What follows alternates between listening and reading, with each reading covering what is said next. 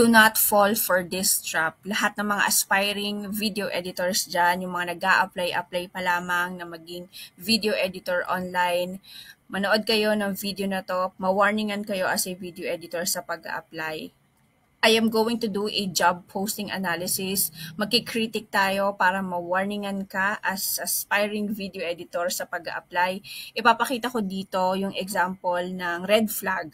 Sabihin na natin, tuturuan kita on how to spot low-paying client. So, pinull up ko na at in-screenshot ko sa aking Google Docs itong job post sa Online Jobs PH. May nag-send sa akin nito na nag-enroll sa Creative Potion and natanong niya kung okay bang i-grab to. Nag-reach out kasi sa kanya at sabi ko wag. So sinabi ko sa kanya kung bakit and I would like to share din dito kung bakit. So hihimay-himayin natin siya kung bakit sa tingin ko ay hindi dapat ito i-grab. Sa online jobs page nakalagay 'di ba, yung job title, yung hinahanap nila na work, yung position. So nakalagay dito YouTube video editor at saka thumbnail creator, which is full-time. I don't know with you, pero para sa akin kapag nagsisimula ka pa lang, mas better na full-time ang maging trabaho mo. Dito kasi mahahasa as video editor, marami kang matututunan at marami kang mabubuo mo talaga yung portfolio mo. So full-time ito, so nakakatuwa pa ganyan. Nakakakilig siya kapag may nag-reach out sa'yo na full-time yung position. So sabi dito, full-time, 340 per month. Kung ilang hours nakalagay to be discussed. Tapos ito yung na-post noong January 20, 2025. Ang sabi sa job overview, hello, I am looking for a full-time video editor, thumbnail creator for my YouTube channel. I'm looking for someone who is experienced in editing YouTube specific videos and YouTube thumbnail. I would like someone who understands how to edit an engaging video that will increase watch time on my channel by adding in necessary elements such as sounds, text, infographics, yung typical na nilalagay ng mga video editors sa video, okay? That will make the video more entertaining without me having give you much input. So, basically, sa yung magagaling lahat, yung context and everything siguro ganyan. Sa yung magagaling lahat, at ikaw din ang maghahanap ng mga stock footage. Kasama talaga sa trabaho natin yun. Ikaw maghahanap ng stock footage o yung mga elements na ilalagay. Ikaw ang bahala doon. Papakita mo na lang kay client, ilalatag mo na lang kay client kung okay ba yun o magugustuhan ba niya yun o hindi. Sabi din dito, I'm also looking for someone who understands the necessary elements to creating YouTube thumbnail that people will want to click on. Medyo clickbaity na YouTube thumbnail o creative talaga, compelling na YouTube thumbnail para nga naman i-click ng mga target audience ng client, di ba? At mapanood yung video.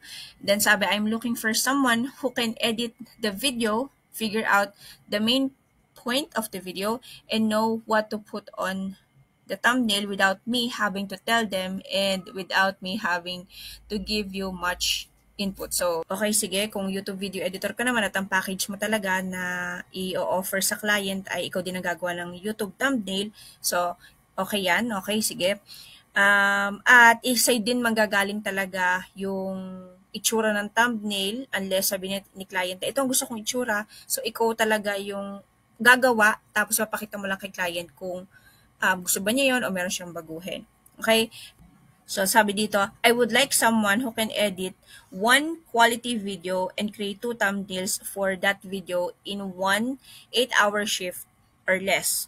You can work any 8-hour shift that you would like. Starting pay for the position is $340 per month with the opportunity to move up in the future. Here are examples of the types of editing styles and thumbnails we would like. So, buksan natin.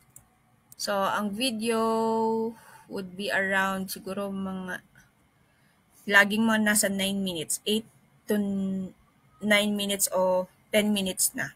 Less than 10 minutes. O 10 minutes. O may mga lagpas 10 minutes. Okay? So, magbukas tayo.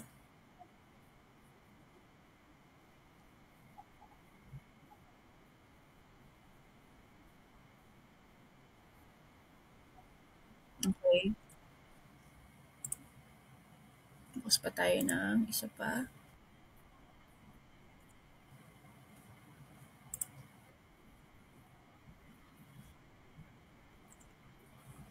Okay.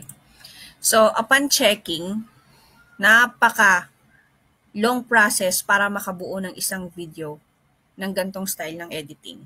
Kasi maglalagay ka ng stock video. Kahit pa sabihin na yung mga footages o mga B-roll na ilalagay mo sa video, sa isang video ay available sa internet. Okay? Siya ay kakain at kakain pa rin ng oras. At ang sinabi sa akin nung student sa Creative Potion, ikaw daw ang hahanap ng mga stock footage. So, medyo matagal siya talagang gawin. Hindi medyo, matagal talaga siyang gawin. Hindi mo naman patatagalin ng isang B-roll ng parang 10 seconds. Napakatagal nun. Laging maximum ng isang B-roll ay mahaba na nga para sa akin yung 5 seconds. 'Di ba? So, ang dami mong ilalagay na B-roll dito. Ang dami. Plus, hindi naman puro B-roll lang. So, dapat may mga effects pa yan. Di ba? Nagawang pang transition. At iba pang elements. May mga captions pa. So, basically, ang gusto ng client na ito for $300 a month na, tignan natin kung magkano siya. Pera natin sa Pinas, siya ay nasa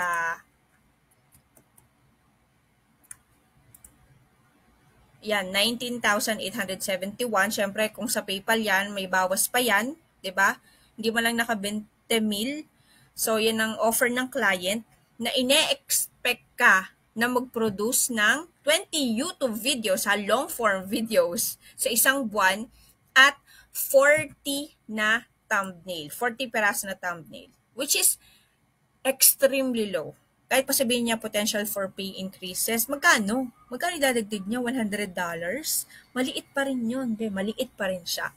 Ang 340, kayang-kaya mo yang kitain sa isang client na nagpapagawa ng isa hanggang 2 YouTube video a week. So, sobrang liit niya. So, ganyan. So, kung may someone na magtuturo sa'yo, di ba, may ispatan mo yan. So, kaya importante na may coach. Yun lang, sana meron kang natutunan sa video na to. Mag-ingat sa pag-apply. Sayang ang oras, sayang ang puyat dahil alam kong nag-a-apply tayo kapag madaling araw, di ba? Sayang lang. So, mag-enroll ka sa Creative Potion, tutulungan kita dyan.